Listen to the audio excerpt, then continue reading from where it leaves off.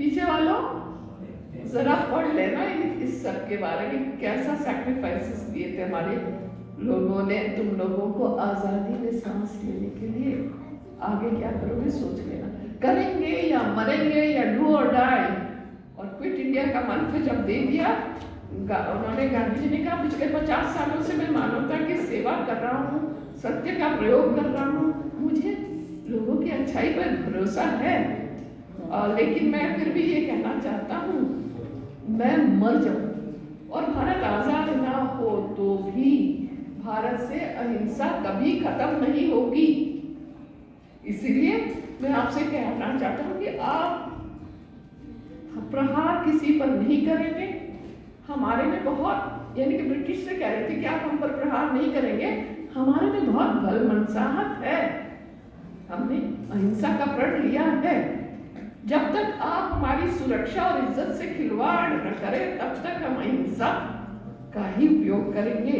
लेकिन अगर कोई मेरी गर्दन पकड़कर दबोचने का या डुबाने का प्रयास करेगा तो क्या मैं अपने को बचाने का प्रयास नहीं कर सकता? तो ऐसा सब भाषण देख के उस रात पहुंचे। अब सबको लगा कि इस रात तो गांधी जी गिरफ्तार होंगे ही होंगे, लेकिन घड़ी में 2 बजे थे, 2 ही लोग जगे हुए थे। एक आदमी बिल्कुल खर्राटे भर के सो रहा था, वो सोने वाला था महात्मा गांधी। जगे हुए थे कस्तूरबा गांधी और महादेव जैसे। कस्तूर कह रही थी महादेव बाबू को गिरफ्तार करेंगे क्या? तो बाहर लगता तो नहीं है गिरफ्तार करेंगे, लेकिन आज जो गांधी जी ने बातें कही है उसके बाद मुझे लगता है कि शायद, मेरा तो विश्वास नहीं करता, लेकिन गांधी जी कह रहे थे कि मुझे गिरफ्तार करेंगे तो शायद कर ही देंगे। चलो सरदार पटेल के यहाँ जाके देख के आते हैं कि उनका क्या हाल हुआ। 4 बज गए थे, तो चलो फोन करो। स्वामी आनंद को बोला फोन करो, तो जब घंटी उठाई तो फोन कटा हुआ था।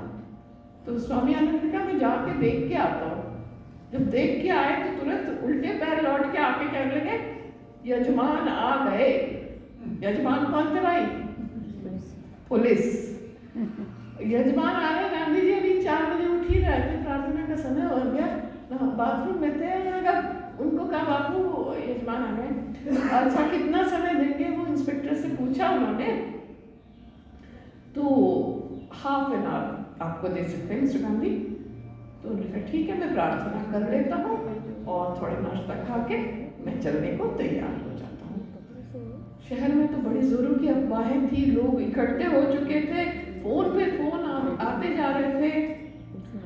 तो महादेव भाई सबको बता रहे थे फिक्र क्यों करते हो, हाथ में हाथ पकड़ के बाहर निकल पड़ेंगे और भगवान तो हमको कुछ न कुछ करने की शक्ति दे ही देगा।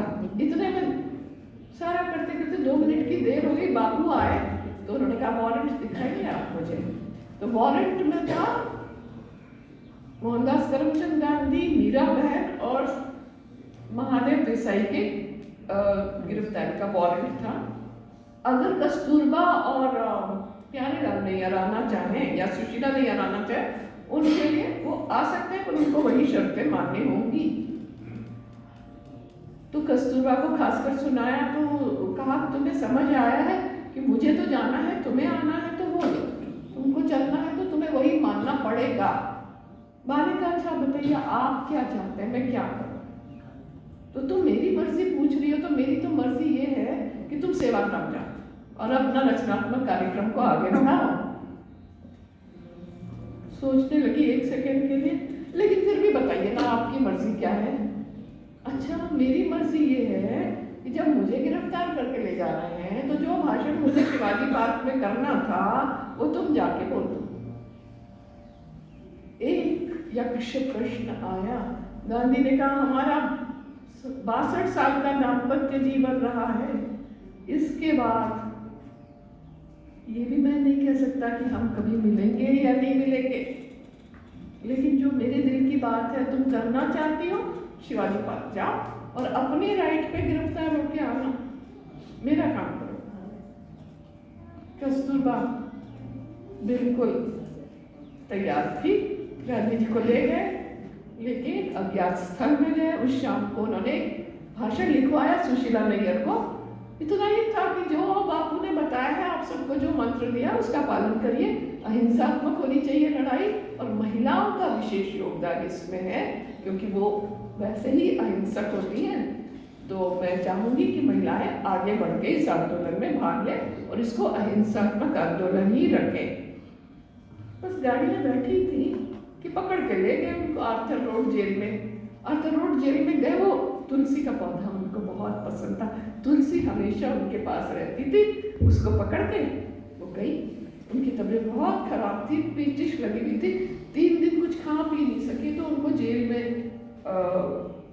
आगा खान पैलेस में ले गए, जहाँ गांधी जी, मीरा बहन और महादेव देसाई तीनों वहां थे। अब ये जब गई गांधी जी, उन्होंने तो आश्रम शुरू कर ही दिया था जेल में। तो जब आए थे आपसे मिलने के लिए, कौन आया है, कोई आया है गेट पे, ऐसी खबर है, अच्छा ले आओ। देखा भी नहीं ऊपर। तो महादेव देसाई ने पैर छुए, नमस्कार किया। ये सुशीला बहन ने कहा कि बाबू हम भी गिरफ्तार हो गया है, पक्का है कि तुम लोगों ने मांगा तो नहीं था ना कि बाबू के पास ले जाओ, गिरफ्तार होके आए हो ना? तभी शक करने लग गया मोहनदास करमचंद गांधी कि कस्तूरबा ऐसे ही पूछ के चले। बहुत दुखी हुई कस्तूरबा, बैठ गई वहीं पे। और जब बताया कि नहीं गिरफ्तार, हम निकले थे करने के लिए भाषण, तो ये ऐसा गिरफ्तार होकर गए थे, तबीयत खराब होने की वजह से आपके पास आई। अच्छा ठीक है महादेव, उनकी व्यवस्था कर दो वहाँ पे। तुलसी के पौधे को लेके अपना वो चली गई। तबीयत तो काफी खराब हो ही रही थी, ऊपर से तलवार की धार लटक रही थी। बापू 21 दिन का उपवास करने वाले थे। बहुत बड़ा झटका उनके मन में था। जब तो कैसे बापू तो इस बार नहीं बच पाएंगे, पक्का उनके मन में विश्वास था बापू नहीं बच पाएंगे। लेकिन बापू के पहले ही 15 अगस्त को 1942 को महादेव देसाई को इतना बड़ा हार्ट अटैक हुआ, वो चले गए। तो बापू दोनों टूट गए। बा ने इतना लैमेंट किया कि मेरा 5वां पुत्र तुम थे, क्यों चले गए? ब्राह्मण हत्या का पाप हम पे लग गया, हमने तुम्हारे साथ बहुत बुरा किया महादेव। अब मैं भी नहीं इस आगा खान पैलेस से मैं भी नहीं जाऊंगी, मैं यहीं पर मृत्यु पाना चाहती हूँ, मैं नहीं जाना चाहती हूँ। बापू तो अपने कामों में व्यस्त थे, अपना उपवास हो रहा है, लोगों को चिट्ठी लिखनी लंबी लंबी, बहुत कुछ काम था। और कस्तूरबा का दिल उचट गया था, तबीयत खराब हो गई थी। और 1944 आ गया, फरवरी का महीना, जनवरी का महीना, लेकिन बाकी तबीयत में कोई सुधार नहीं हुआ। तो बापू को भी चिंता हुई कि अच्छा वो कुछ डॉक्टर के लिए बुलाने के लिए कह रही है, डॉक्टर महेश शर्मा को, उनके वैद्य हैं, उन्हें बुलाओ। इतनी बार कहने पर भी नहीं भेजा। ब्रिटिश सरकार ने बड़ी मुश्किल से वो आए।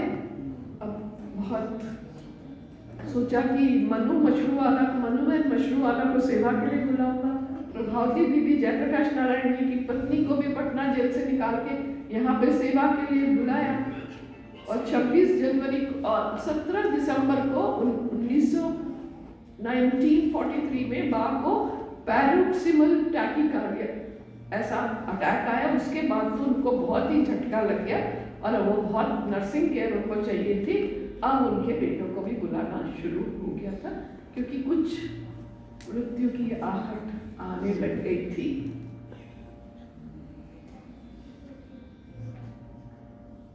बा को तो सिर्फ वो वैद्यराज ही चाहिए थे, डॉक्टर शाह, लेकिन वो तो आ नहीं सके। 5 फरवरी को उनकी तबीयत बहुत बिगड़ी, रेस्टलेस रही। अब वो पक्का कहते अब तो मुझे जाना ही होगा, मुझे जाने का, मेरा जाने का समय हो गया है। ऐसे ही करते करते करते डॉक्टर ने गांधी जी को कहा कि आप उनके से थोड़ा दूर रहिए, इनको निमोनिया हो गया है तो आपको इन्फेक्शन हो जाएगा। और गांधी जी रोज उनसे मिलने आते। तो एक दिन पूछा, बा मैं घूमने जाऊँ या नहीं जाऊँ? बा ने हाथ मुंडी लाई कि नहीं जाइए, आज आप यहीं रहिए। तो बैठे और देवदास भाई आए थे, रामदास भाई आना चाहते थे नागपुर तक, नागपुर से निकल के पहुंच गए थे कहीं पे शायद बॉम्बे पहुंचे होंगे, उनको रोक दिया कि रामदास को मत बुलाओ क्योंकि बहुत खर्चा हो जाएगा, लेकिन हरिलाल भाई को हरि को देखना चाहते। उनका चौथा पहला बेटा हरि दूर हो गया था, उस हरि को देखना चाहती हूँ मैं। तो हरि के लिए परमिशन लेके वो आधा घंटा आके जा रहे थे। आँख बंद करके प्रार्थना की, हे परम दयालु राम, मुझे सिर्फ तुम्हारी शरण में ले लो। हे भगवान, मेरी सारी जिंदगी मैंने जानवरों के जैसे खाना खाया है, मुझे क्षमा करो। प्रभावती दीदी को ऐसा लगा कि बापू जी को बुला रही है, तो बुला के ले आई। बापू आए सवेरे, कैसी है तबीयत? कैसी है तबीयत? बता नहीं सकती हूँ कैसी है, समझ में नहीं आ रहा है। ऐसे कहा, मुझे समझ ही नहीं आ रहा क्या चल रहा है। उनके भाई आए उस समय, उनको परमिट किया, माधव दास भाई, वो मामा, माधव दास मामा बच्चों के। उनको जैसे देखा सामने अपने भाई को, आँख भर आई बाप की, उठ के बैठना चाह रही थी, लेकिन बापू ने कहा उठो मत, लेटे रहो। अब जब लेटी तो बापू की गोद में सर रख दिया और देवदास भाई ने गंगा जल मुंह में डाला, बापू ने पिलाया, तुलसी के कुछ पत्ते डाल के फिर उनको पानी दिया, वो पिया, मुंह खुला रहे, ऐसा श्वास प्रश्वास लिया। और उसी के साथ उनकी 22 फरवरी 1944 को उनके प्राण बापू की गोद में उड़ गए। बहुत साल पहले 1913 में जब वो पीटर मारिसबर्ग जेल में जाने के बाद, जेल में जा रही थी, ऐसे बात बताया ना मैंने, जो उनका प्रथम सत्याग्रही के तौर पर जाने की थी, बापू ने कहा था अगर तुम्हारे प्राण जेल में जाएंगे तो मैं तुम्हें जगदम्बा कहूंगा। साक्षात जगदम्बा उनकी गोद में प्राणहीन शरीर जगदम्बा का खड़ा हुआ था। उनके जाने के बाद बापू तो टूट ही गए। उनका तुलसी का पौधा हमेशा अपने पास रखा, उनका स्टूल अपने पास रखा, सेवाग्राम ले आए। सेवाग्राम में बापू कुटी के पास अगर आप लोग जाएंगे तो लेफ्ट या राइट साइड में, मेरे लेफ्ट साइड में देखेंगे बाग का वो पौधा, वहाँ पे तुलसी का पौधा वहाँ लगाया। और उसके बाद बापू बहुत ही अंदर से टूट गए। 62 साल का दाम्पत्य जीवन का जब अंतिम संस्कार चल रहा था तो बापू की साड़ी बापू ने बनाई थी लाल बॉर्डर की, वो उनको पहनाई। उनका दाह संस्कार 10:30 बजे से 4:30 चला। बापू खड़े रहे सामने, उन्होंने कहा चलिए, उन्होंने कहा नहीं, 62 साल का हमारा दाम्पत्य जीवन था। बाल अमृति तो मैं शायद महात्मा ही में बनता ही नहीं, सिर्फ बा की वजह से मैं बना हूँ, नहीं तो मेरी कोई पहचान ही नहीं थी। बा को छोड़ के मैं नहीं जाऊँगा। पूरा इतने घंटे खड़े रहे। अगले दिन अस्थि कलेक्शन के लिए जब देवदास गए, सुशीला नैयर ने कारावास की कहानी में लिखा है कि बा की लाल चूड़ियां साबत बची थी।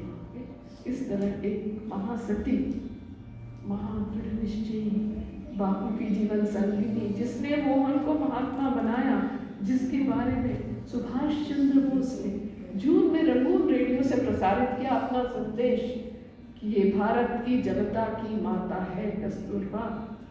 इनकी प्रेरणा से लाखों लाख युवतियां घर का दहलीज लाग के बाहर चली गई हैं। ये हमारी माँ है। उन्होंने कहा था, बापू राष्ट्रपिता है। उन्होंने बंगाली में एक मैसेज लिखा, तीनी हमारा राष्ट्रीय जनक, हमारे राष्ट्रपिता है। तो ये सुभाष बाबू ने कहा।